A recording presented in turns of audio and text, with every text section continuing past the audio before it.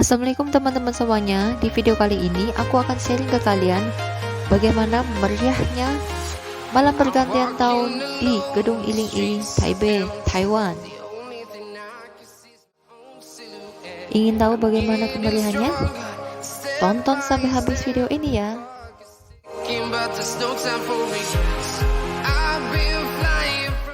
Dari manapun kalian datang, cukup naik kereta MRT warna biru dan berhenti di Taipei City Hall.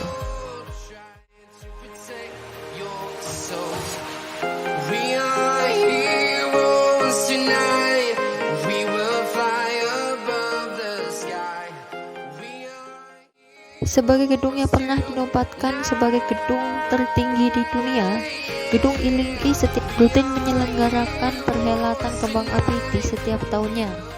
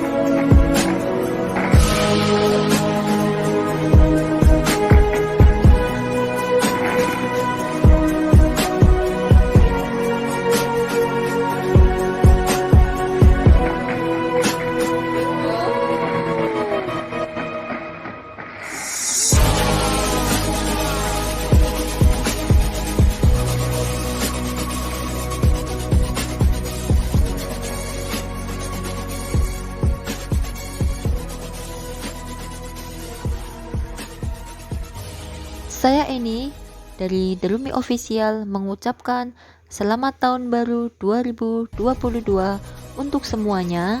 Semoga di tahun ini lebih baik dari tahun sebelumnya. Dan semoga cita-cita kalian tercapai semuanya. Amin.